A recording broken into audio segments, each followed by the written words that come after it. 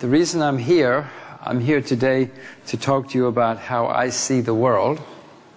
And I'm going to start by pointing out that a few years ago, my then fiancée, she's now my wife, Paige Parker, and I spent 3 years driving around the world. We drove 245,000 kilometers through 116 countries for 3 years. And I got into the Guinness Book of Records because I'm the first hedge fund manager to drive around the world. So I'm going to start talking about Japan, but while I talk about Japan, I will bring in some of the elements of other things that I'm doing with my own portfolio. In my own portfolio, I am mainly long commodities and currencies. I have sold short stocks in America, Europe, and emerging markets. I am pessimistic about economies and stock markets in most of the world for the next year or two. But having said that, Japan is one of the few countries where I own some shares. I was thinking about buying Japanese shares last winter, and then the tsunami hit, and so I bought some shares in Japan during the tsunami. Now you may say, why would you buy shares in Japan? You told us that you're short stocks all over the world, and you don't expect much from the economies or stock markets in the next year or two. In fact, back in the 1970s, some of you may remember or some of you may have read about, in the 1970s, stock markets around the world did nothing, but commodities went straight up. In my view, this is the 1970s again, where people will make money in commodities and have trouble making money in stocks. So why Japan? Why would I buy shares in Japan? Your country has some serious problems facing it. You have a very serious demographic problem facing you. Your population is declining because you are not having babies and you refuse to allow immigration. The debt in Japan is skyrocketing. So 10 years from now or 20 years from now, Japan will face very serious problems. Well, I know that. The rest of the world knows that, and you know that. The result of that is that your stock market today is at the same level it was in 1983, 28 years ago. I want to repeat, your stock market today is back to where it was in 1983, 28 years ago. Most people in Japan have given up on the stock market.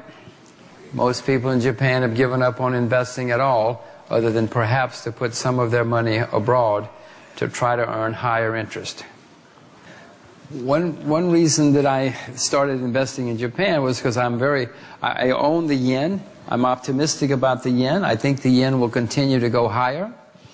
Massive amounts of Japanese money has been invested abroad, but in my view, they will soon start losing money on that money invested abroad, and so a massive amount of that money is going to come back home.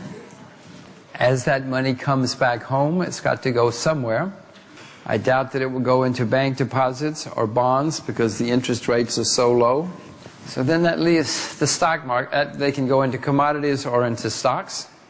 But one reason that I think it will, now back to stocks, stocks are where they were 28 years ago. Stocks in Japan are very cheap. But just because they're cheap, they can get cheaper. They've been getting cheaper for 20 years, 21 years. There are many other sectors of the Japanese economy which will do well. You have a very aging population. Somebody's got to take care of those old people. You're not having any babies. I know your government is trying to persuade you to have babies. I suspect that will change eventually.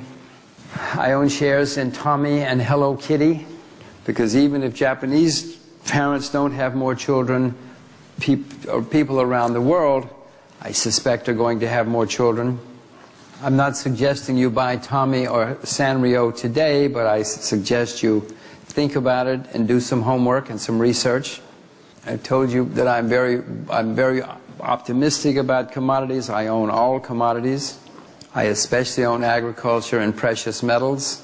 So you can invest in commodities themselves or in commodity producers or people who benefit from commodity prosperity.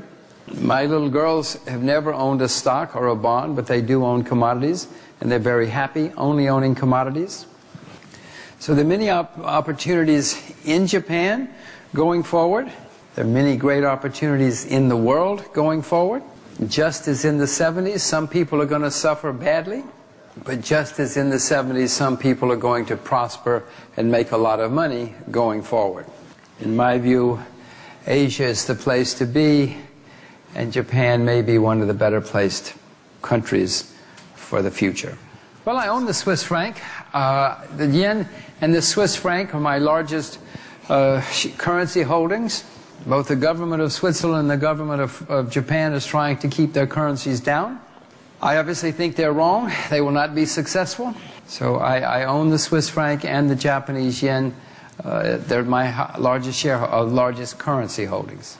I told you before that I am not optimistic about Europe. I have sold European shares short. But to bonds, I am not optimistic about bonds anywhere in the world. In my view, interest rates everywhere will be going higher. The world is going to have more inflation, which is not good for bonds. The West, anyway, and Japan have staggering amounts of debt, which they have to finance. So I am not optimistic about bonds anywhere, including in Japan. If any of you happen to be bond portfolio managers, I would urge you to get another job. You're at the wrong place at the wrong time. But to your point about how will Japan cope with higher interest rates, which is an extremely good question, I explained to you all earlier that Japan has huge problems facing it down the road. You have a low birth rate, you have no immigration, and you have high debt, which is going higher. So yes, higher interest rates are going to hurt Japan down the road. Japan has three choices. You can either have babies, which you've decided not to do. You can allow immigrants, which you've decided not to do. Or you can have a declining standard of living. So you're going to have a declining standard of living down the road for the very reasons that you bring up, unless somebody does something quickly.